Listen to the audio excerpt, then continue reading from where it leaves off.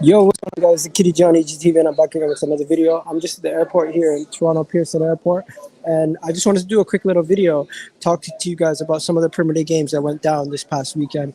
Hopefully, you guys are doing well, and if you guys are watching live, let me know by commenting in the comment section. Don't forget to hit that like button and subscribe button. There's been a lot of games that happened this past weekend, and some good games to be in fact. Obviously, the game week started off with Tottenham facing off Wolves, and it was a boring 1-0 win. Wolves ended up conceding the goal in the 64th minute to Harry Kane. And you know what? Tottenham showing the resilience to win that game 1-0. Obviously, they're not performing the most exciting, but still they should have won that game. But Wolves absolutely dominated them at times. Wolves looked like they were the team that were there to get the 3 points. But of course, Tottenham somehow housed their way out of that game and ended up leaving with the 1-0 win.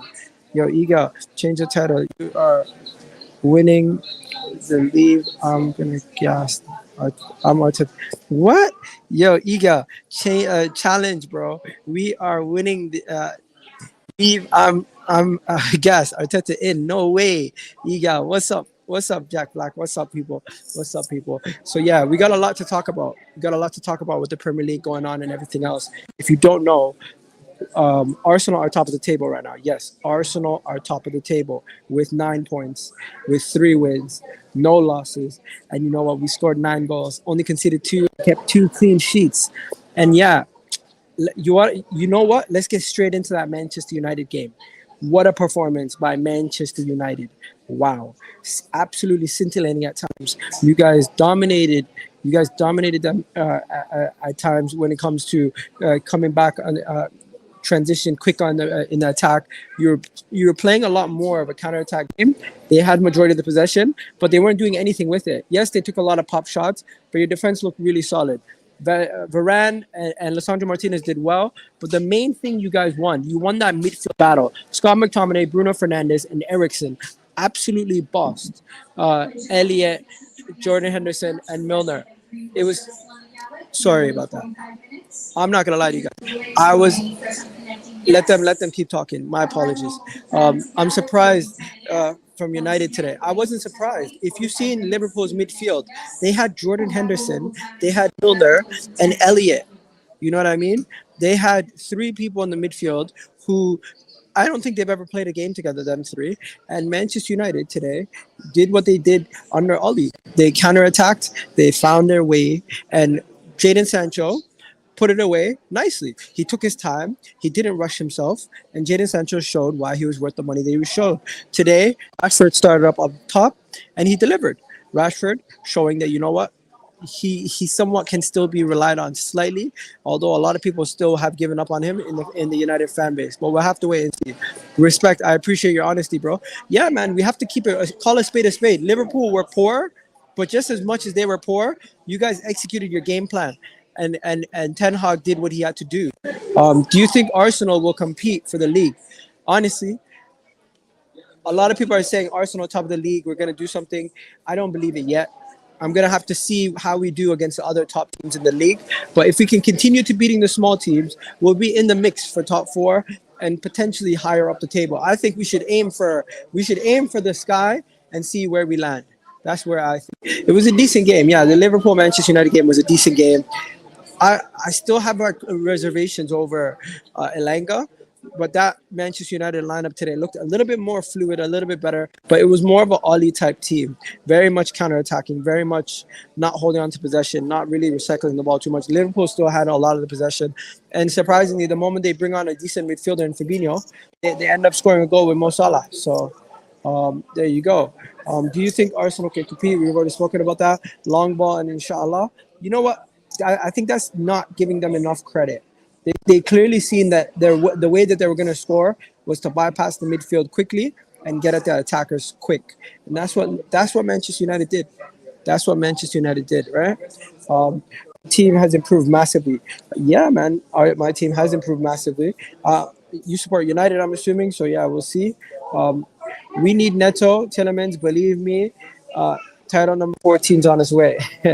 that would be absolutely fantastic. I would love it if we could get title number 14 on the way. But yeah, let me know what other game should I talk about next. No worries. Go ahead. Do your thing. Let me know what team should I talk about next, people. Um, I was gonna be Leicester season 2.0. It will be Arsenal title challenges, and we'll end our Premier League drought. That would be absolutely amazing. You know what? Let's talk about the Arsenal game quickly.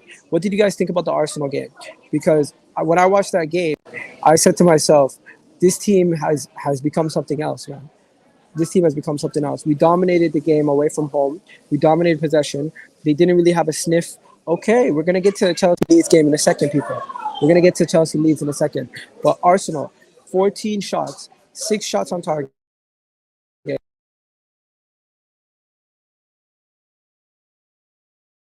from pillar to post, and they didn't even have a sniff. They had one shot. They had one shot on target the whole game, and it just shows you that we were playing some sexy football. Yep, we were. We were absolutely playing some sexy football.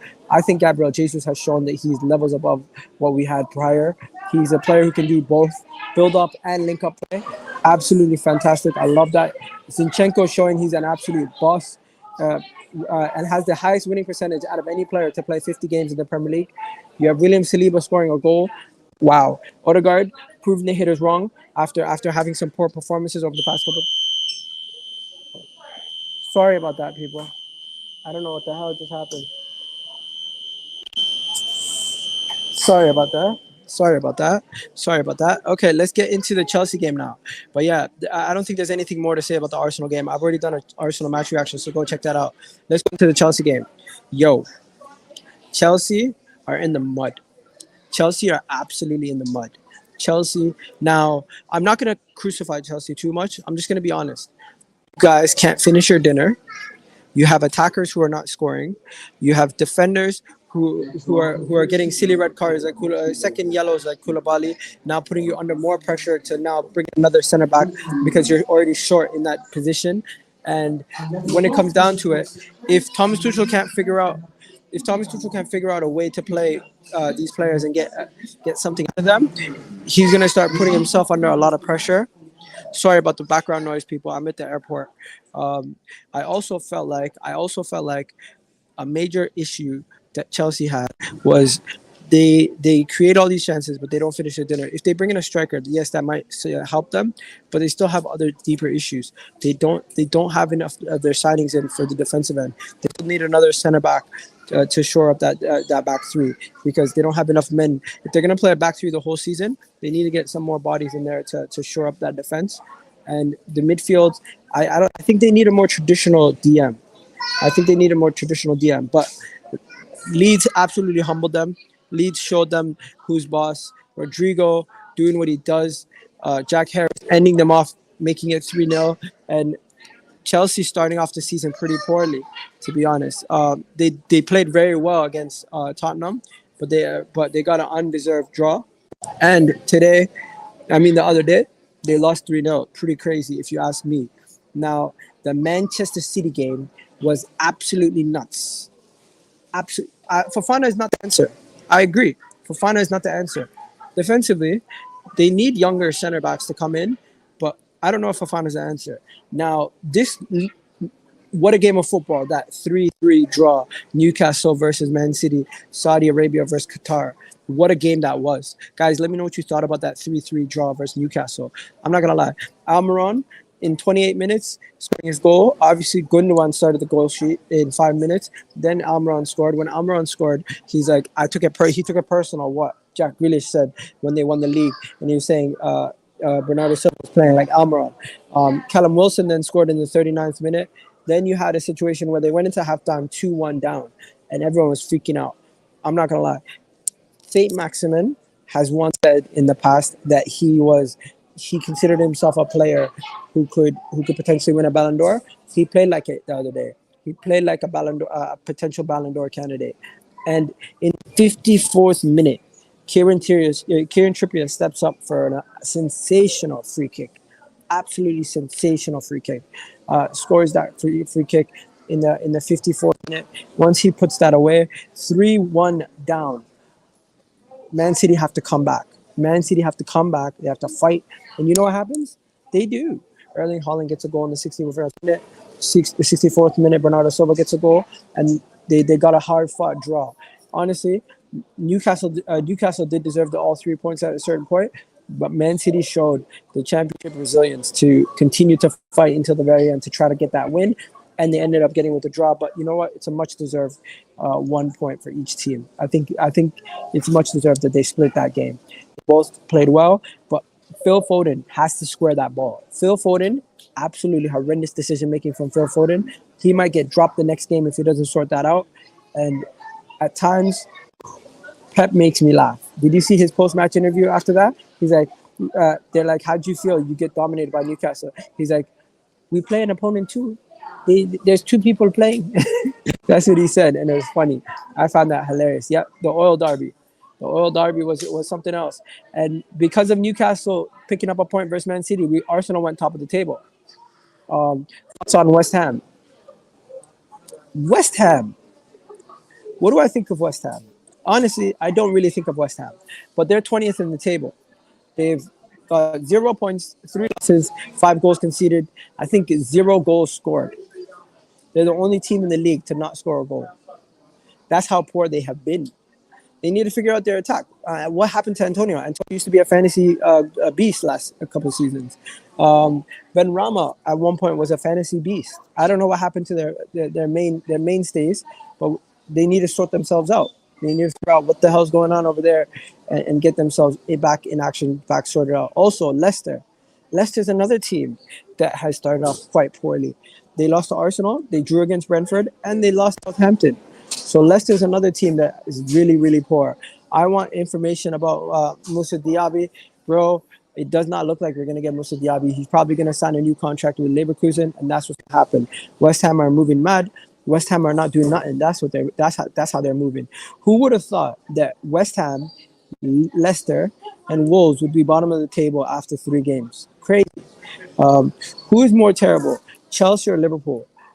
The thing is, Chelsea, that is pretty much close to their best 11 at this moment in time. Liverpool are playing a heavily rotated side. Chelsea are probably playing one of their strongest teams.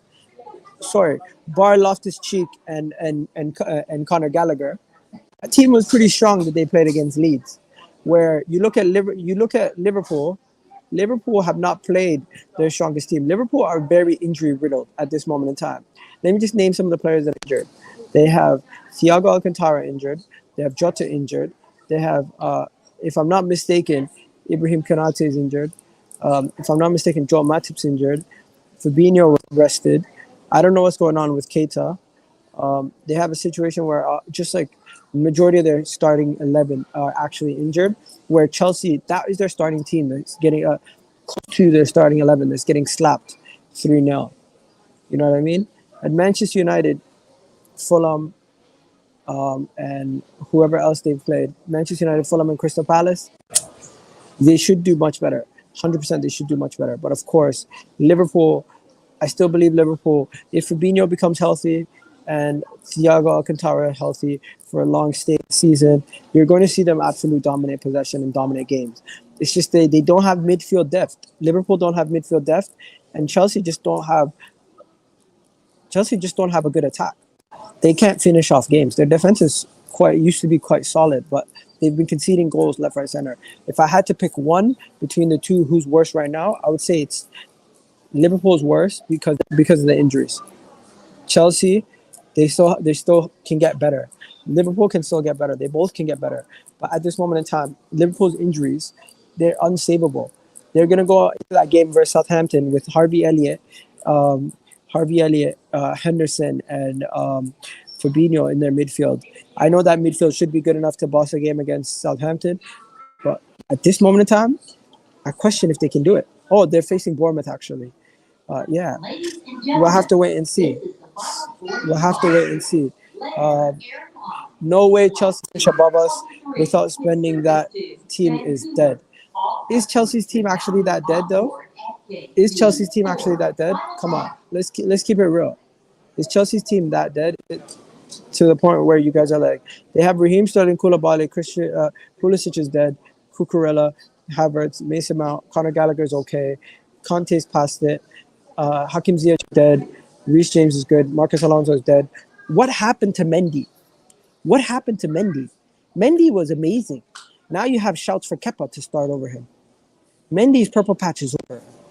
You're right. What happened to Mendy? Mendy's form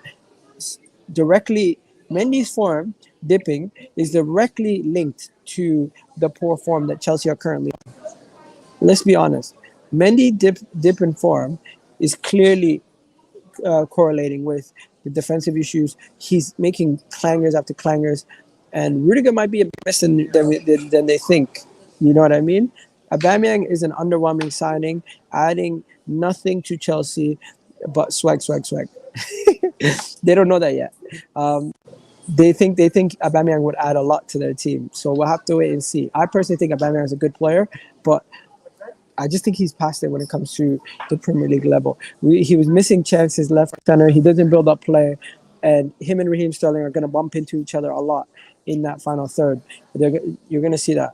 Mendy has been dead food lately. Yeah, definitely. Mendy has been dead food lately.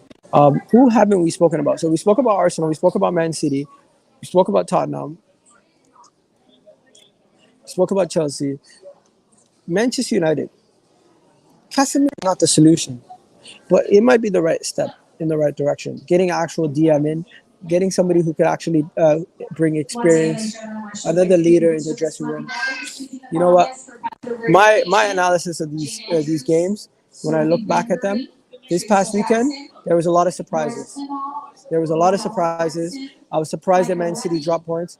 I was surprised that Chelsea dropped points. I was surprised that Liverpool lost to Manchester United. So it just goes to show you, Arsenal fans, don't take for granted that we've won all three of our first games. Sorry about the background noise. My apologies, guys. Very loud. Very loud. Okay, so it's gone down.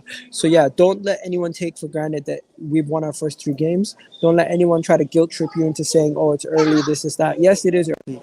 But we had to do what we had to do, and we've won all the games that we had to win. We won 3 games in a row, and that's more than anybody else. We're the only team with a 100% record, and that does mean something. As much as people want to do, it does mean something. And I'll take that, and I'm happy with that. And I'm proud of the team. I'm proud of how we've been performing lately. And we're currently 2 points top of the league. It's still only 3 games into the season. We have a tough schedule coming in October. But if we can beat Fulham, beat Aston Villa, going into that United game, we could be 5 games undefeated. I know it's never good looking too far ahead, but I just got to put it out there. Put it out there for everyone to talk about, right? What else is there? Everton. Everton looking poor again. Frank Lampard could get sacked very, very soon. Bournemouth are going to be in and around the mix for relegation. Aston Villa. I'm not going to lie to you. What do I expect from Aston Villa? Aston Villa is going to be that team that's going to be in the relegation mix to mid-table team. Nothing special from them. Southampton, same thing. Martinez haters today, too small, especially Liverpool fans. You know what? Today, Martinez played well, but you also have to look at his job was made easy for him today. His job was made quite easy for him. Literally, Liverpool had majority of the possession, but they weren't really threatening. They weren't really targeting one area. They didn't really have any creativity coming from the midfield. Most of their chances were just pop shots and stuff. So I don't know. I think Lisandro Martinez did good today. You're not going to see any Lisandro Martinez memes today after the game. That is a fact. But everyone's onto him. We're onto him. That is just the reality. We're onto him. Will this deal succeed? Will season's deals success in the Europa League? I'm so confused. I don't know what you mean by that. Just rephrase that, my guy, madman. Gerrard getting sacked. Is Gerrard getting sacked? Steven Gerrard. Is he getting sacked? I haven't seen it. Aston Villa. What? They're already looking to sack him? Are you guys serious? I haven't seen anything. About him potentially getting sacked. Aston Villa fans are starting to call ex-manager. Wow. Aston Villa fans are calling for him to get sacked. So the sack race right now is Brendan Rodgers leading the race, Lampard second, Gerrard third, Hassan Hudo fourth, and Ten Hag fifth. Interesting. Interesting. That is the sack race right now. I'm surprised Ten Hag isn't in it, bro. That's my prediction. Who's everyone's prediction to get sacked first? Mine is Brendan Rodgers. I think Brendan Rodgers is going to get sacked first. I wouldn't be surprised if Brendan Rodgers got sacked first. It just seemed like the situation at Leicester is not stable. They barely made any signings. They're losing leaders left, right, center. And if they lose Tielemans, Leicester are interested in Pepe. If Leicester get Pepe, whoo, that would be mad. If Leicester somehow get Pepe, I'll be surprised. I'll be very surprised if they get Pepe. Not because Pepe is a great player and that he'll do well or anything. It's just I'm just surprised anyone in the Premier League would be willing to take him off our hands since they've been able to see him firsthand and how he struggled at his time at Arsenal. It's quite interesting in my opinion. But yeah, I think that's it for today, guys. I'm going to wrap it up here. You guys have yourselves a wonderful, wonderful day. You already know what it is, the Kitty G at the airport. Quick little review. I wasn't able to do vibes from the 6th, so hopefully you guys enjoyed this. Ten Hag is not getting sacked. It was a good win. Need more. He's building his own team. Yeah, definitely. Ten Hag is going to get all the time in the world. But all these people are going to put pressure on Ten Hag, same way they put pressure on Arteta, same way they put pressure on Tuchel, same way they put pressure on every other manager. That's just how it is going to be. And since Manchester United is this massive club, you are going to get even more pressure. That's just how it is. It's just how it is. Anyways, people, I'm out of here. You guys have yourselves a wonderful day. Hopefully you enjoyed this little video. And if you've gotten to this far, don't forget to hit that like button, subscribe button, and retweet the video and share the video with your friends and anyone who watches football.